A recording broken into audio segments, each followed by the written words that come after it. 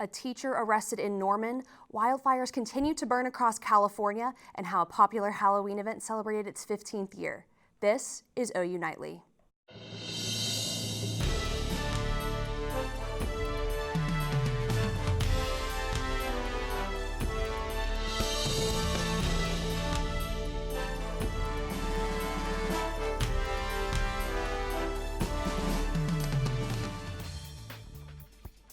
Hello, thanks for watching OU Nightly. I'm Madissen Lewis. And I'm Taylor Wynn. We begin with what may be the end of a Norman elementary teacher's career.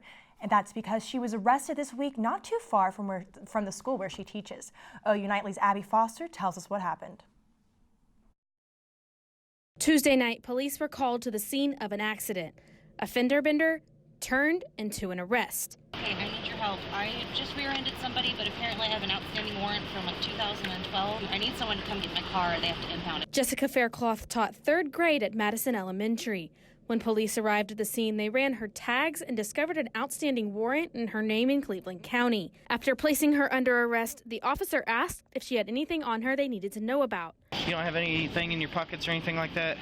If there is anything illegal, if you take it in jail, it's a felony. Okay, what's in your boot? There's a pouch. Okay. Any needles or anything? This one. You got a needle on that side? Okay. According to the affidavit, the contents of the baggie found in one of her boots tested positive for heroin. Faircloth was charged with drug possession and 2 misdemeanors and was released on bail. Norman Public Schools released a statement saying, quote, "We were notified that an employee was involved in a traffic incident outside of school that resulted in her arrest. During the course of our internal investigation, the employee resigned." Abby Foster, OU Nightly. A judge ordered Faircloth not to return to Madissen Elementary and said she is not allowed to use drugs or alcohol while waiting her court date. Wildfires continue to burn across the state of California tonight.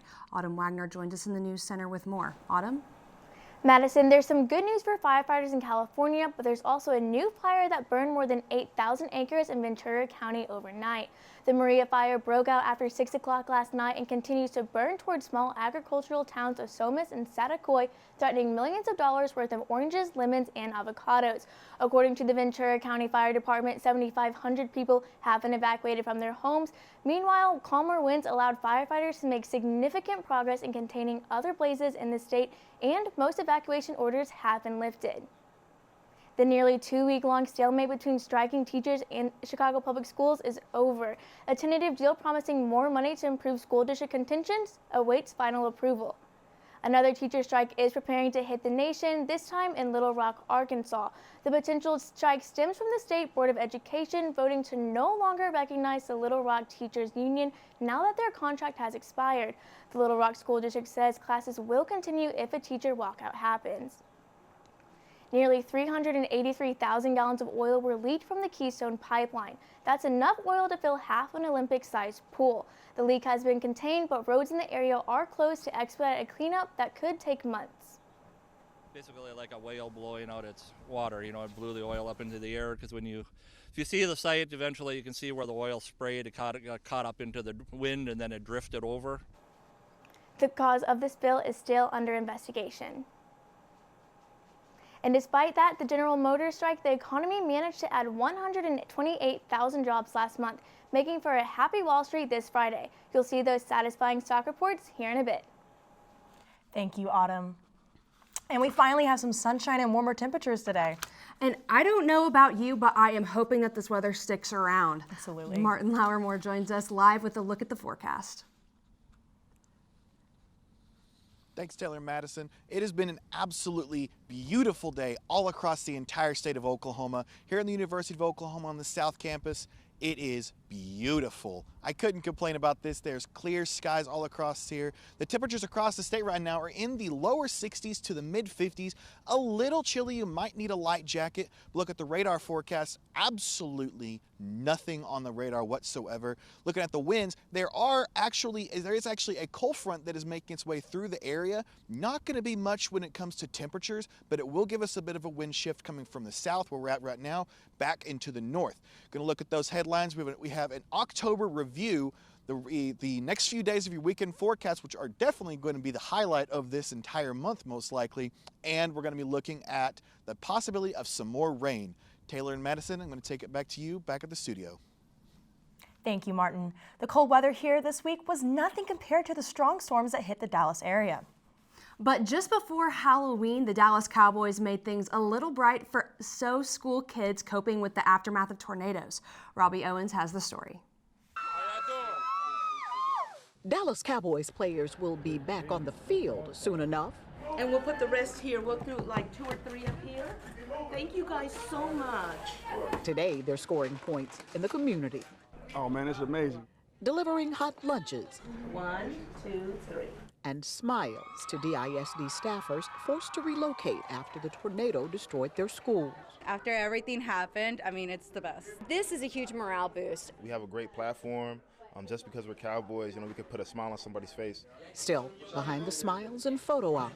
It's been pretty hard, actually, kind of, because, changes. All this changes and everything. And, recently, everything's just been hard. And the adults know it, too. Our days have been exhausting, and even though on the news it looks like everything is going great, everybody is just spent at the end of a day, and we get in our cars and most of us cry on the way home because it's just so hard. Thank you so much. So if every little bit helps, as the principal has said, a busload of love and support will surely take them far. Giving us hope, showing us that everything will be all right. We just got to keep on moving forward.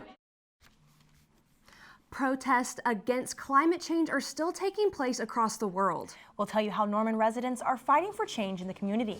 Plus, a local pumpkin patch has come up with a creative way to get rid of their extra pumpkins after Halloween. Stay with us.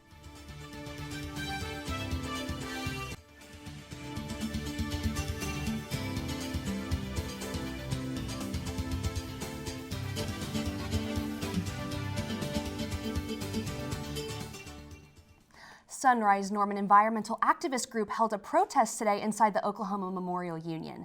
Sunrise Norman says they want the university, the city of Norman, and the state of Oklahoma to sign the Green New Deal, find better sources of renewable energy, and improve campus recycling. So we are protesting the climate crisis. Specifically, we want the university, the state, and the city of Norman to do something about it and to take action. To find out more information about the group's climate crisis efforts, you can visit the Sunrise Norman Facebook page. Have you ever wondered what happened to leftover pumpkins at pumpkin patches after Halloween? Sooner Blossom's pumpkin patch outside of Sooner Mall is coming up with a creative way to get rid of their leftover pumpkins. Pigs and chickens will have their turn to feast on these orange fruits, but until then, they are still selling these festive bundles of joy while supplies last. And Halloween costumes were on display last night at a popular spot on Campus Corner. Stay with us to find out more about this spooky event, and Martin Lowrimore gives us a look at the weather. It's going to be a beautiful weekend throughout this weekend, but are we going to be expecting some for next week and with rain and possibly some colder temperatures? Find out more after the break. Welcome back to OU Nightly. It has been a beautiful day all across the state of Oklahoma. Norman, Oklahoma City, no matter where you go, clear skies to be had. Temperatures very comfortable. Here in Norman, we're sitting at 61 degrees. Wind south at 9 miles an hour. That's soon to be changing, and I'll let you know why. Again, clear skies. That dew point is ridiculously low, so humidity isn't even a factor today. 29 degree dew point. That means we'd have to get down to 21 degrees in order to hit saturation. So it's very dry out there. It feels beautiful. 60s and 50s throughout the entire state. There is a small gradient right in this area where there is a cold front making its way in. It's not going to really bring our temperatures down all that much. Meanwhile, here in Guyman, they have dropped off by 2 degrees since the past 24 hours. But again, most of the state warmed up throughout the past 24 hours. It's been absolutely gorgeous. But why has it been so weird, especially throughout October? We had one of the craziest Octobers that I know of. We have in the north right here where we have a trough and ridge, which is this right here is the ridge. This is the ridge. This is the trough. As it progresses, it gives us this cold weather. This isn't being something we get during the fall, and it progresses again, just a back and forth of hot and cold throughout the entire fall year, the entire fall season. So it has definitely been insane throughout the entirety of October, with temperatures bouncing up, down, 88 degrees starting as a high in the early part of the October. 25 as a low, ending it on the 31st as that low. It has been chilly throughout the last half of this. Looking into tonight, going to be getting those temperatures, getting back down into the 30s. Winds will be shifting to the north throughout the rest of the night. Lows tonight getting just to the freezing mark. Western edge of the state should end up getting to the freezing mark. Looking at the rest of the day, it's going to be a nice day tomorrow. Clear skies, temperatures in the mid-50s. Going to be a beautiful day throughout the entirety of the weekend. Sunny skies, fall temperatures, maybe some rain chances in the early part of next week, but it's going to be a beautiful rest of the weekend. Taylor Madissen, take it back to you. Thanks, Martin. Over 450 inmates will walk from inside the walls of prisons across the state on Monday, thanks to the largest single-day commutation in the nation's history. OU Nightly's Cal Day was at the meeting where the State Pardon and Parole Board recommended the inmates.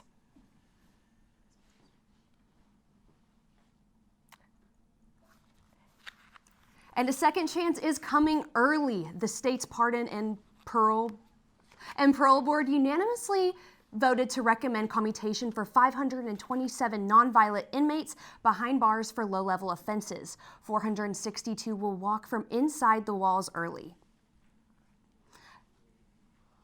Governor Kevin Stitt said, Patrick Bayless, a second chance is coming early. Bilu, Eric Beck, Alex B. The state's Pardon and Parole Board voted unanimously to recommend commutation for 527 nonviolent inmates behind bars for low-level offenses.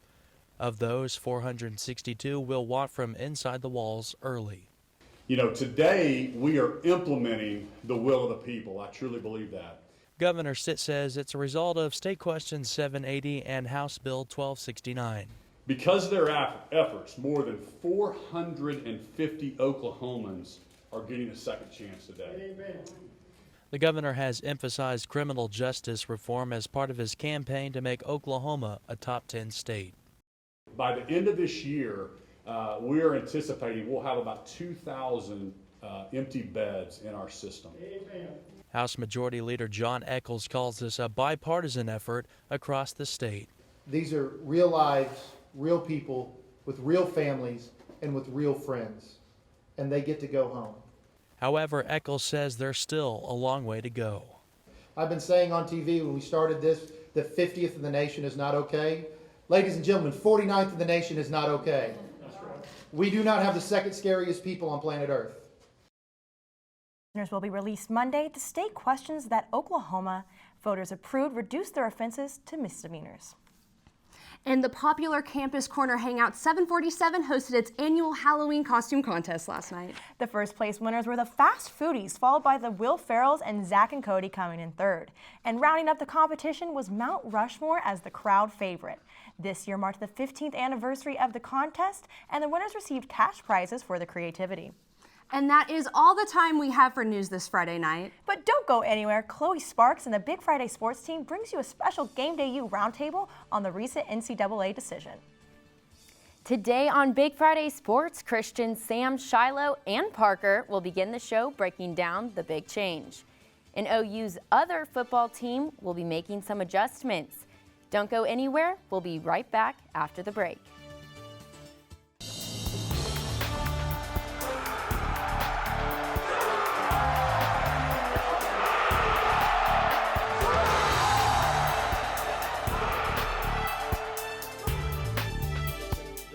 Step toward modernization of NCAA rules to provide more opportunity for our students. So that's an inherently good thing for everybody. Hello and welcome to Big Friday. I'm Chloe Sparks and she's Janae Reeves. Welcome to the set, Janae. Thanks, Chloe. Glad to be here, especially this week. Yeah, what could be a landmark announcement came down on Tuesday from the NCAA. Officials announced that student athletes could finally be paid for use of their name, likeness, or image. So on this special edition of Big Friday Sports, we turn it over to our Game Day U team for the first half of our program. Christian, take it away. I'm Christian Nunley in the Gaylord Library, joined by the usual Game Day U crew with a little wrinkle.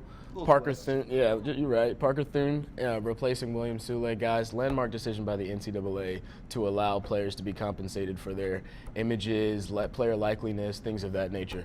Parker, what are the implications? Well, Christian, obviously some people love this, some people hate this.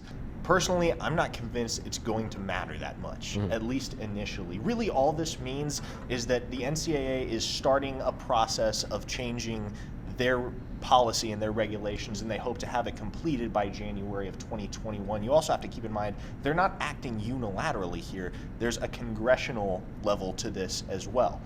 Now, I specifically go back to the wording in the NCAA's statement from the ruling on Tuesday that said that collegiate athletes are to be compensated in a manner that's, quote, consistent with the collegiate model. Now, what does that mean? I don't know. I don't know. I don't think the athletes know. Heck, I don't even know that the NCAA knows what that means at this point. Is there a model? That's the real question. I don't. Is there one to keep it like? I think that's what they're given this time frame to do, to build this collegiate model. So we'll have to see. And I mean, it was the whole entire statement was vague. I mean, talking about player benefits. What does that mean? Are they getting paid? Are they getting deals? Are they getting endorsements? Are they, making video games? What does benefits mean? That is such a vague term, and it can go any which way. I think that the NCAA was kind of backed into a corner by states who are working on legislation over this same topic. And my question is how does that play in? How do you regulate, all these different state laws along with your bylaws? A big issue I had too was, where was recruitment? Recruitment was never talked about. And that by far could be the biggest thing that's changed by this rule. You might see an even more lopsided power, more 5-star, 4-star athletes going to those big D1 schools. And little schools like Georgia Tech, they're not gonna have the talent to really compete. So it's interesting how all that's gonna work out. Yeah, and Parker hit the nail right on the head. This is sort of uncharted territory we're in. And, when I think about this law, I think about, the Maggie Nichols of the world, the gymnastics players, the softball players. How does this rule impact them? Everyone thinks about the Jalen Hurts of the world who are going to make money off of this rule. A lot of money. But no one, yeah, exactly. No one thinks about those smaller athletes, in the smaller sports that don't get as much media coverage and just as much marketing in general. So how the NCAA is going to kind of tailor the rule to every sport is going to be something to watch for moving forward. Yeah, so is there a certain model you guys are looking for, whether or not it be players getting contract type deals or whether or not they have endorsement deals that are tailored, or how is it actually, how would you guys like to see it unfold? Personally, the model that I would want to see is something that's pretty uniform and offers like an equal opportunity to all athletes. Will guys get paid differently, or will there be a rate where where there'll be a cap to how much they can make? It's just, there's so many questions on keeping it kind of an equal opportunity system that is just missing for me right now. Yeah, it's definitely going to take some regulation moving forward, and Parker, like I said, hit the nail right on the head. The NCAA is kind of going into uncharted waters. We're not gonna see what this will turn out to be come 2 years. This kind of, to me, seems like something like the NCAA is just, you see the state laws that are starting to pass these. California just passed a law about players making money off their likeness. This sort of seems like a reactionary move from the NCAA. So how they move forward and how they proceed in the legislation and in the regulation of this law is going to be key for me. Yeah, I think the next step is definitely going to be the states that are starting to enact their own rules that really forces the NCAA to build their own model. But that'll be it for us, Game Day U Crew. Be sure to tune in to us on November 9th as we take on Iowa State, night game for the first time in a while. I guarantee you won't want to miss it. And stay tuned, OU Nightly. It will be definitely interesting to see how that all plays out. One of Oklahoma's great coaches is saying goodbye after this year. Matt Potter, who you see here in white, has been OU's soccer coach for the last 8 years. His best seasons include 2014 through 2016. Potter's 2014 team went 10-9-4 and qualified for the NCAA tournament. In 2015, they finished 10-7-3 and led the 2016 squad to a 14-7-2 mark and guided them to the program's first NCAA tournament victory.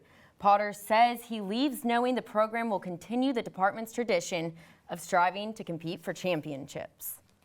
Still to come on Big Friday Sports, the Sooners have a bye week, but there's still plenty going on in the Big 12. And in a close game, the Cardinals put up a big fight in the fourth quarter against the 49ers. We'll have more when sports returns. Welcome back. Baylor remains the only undefeated team in the Big 12 as they survived a 17-14 win over West Virginia on Halloween night.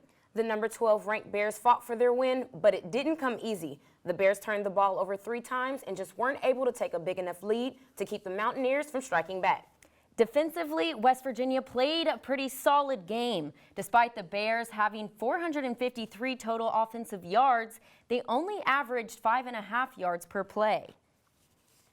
Over in Stillwater, Oklahoma State's fans' worst fears have been confirmed. Cowboys superstar Tylan Wallace suffered a non-contact injury during practice on Wednesday. After a trip to Stillwater Medical Center this morning, it was confirmed the Big 12 leading receiver tore his ACL. This is a huge blow for the Cowboys. Wallace this season has had 53 receptions for 903 yards and 8 touchdowns. It's going to be tough for Spencer Sanders on Saturday when OSU goes to play TCU, considering their number 2 receiver Dylan Stoner has less than half as many catches as Wallace.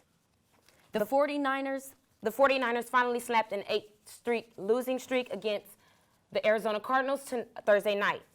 It took the Cards a little too long to get warmed up. By the fourth quarter, Kyler Murray and the gang were chasing a 14-point lead. Arizona tried to turn it around, scoring 11 points in the fourth, including an 88-yard touchdown pass from Murray to Andy Isabella. But the Cardinals just couldn't catch up, and San Fran took the close game 28-25 and moved to 8-0 on the season. That's all we have this week on Big Friday Sports. Be sure to join us again next week when Oklahoma hosts Iowa State. Have a good night. Good night. Nobody can stop me. Yeah. Y'all know y'all ain't doing nothing with this. Let's get it. Come on. Go. There's the Blake. I'm in the play. Never lead a game.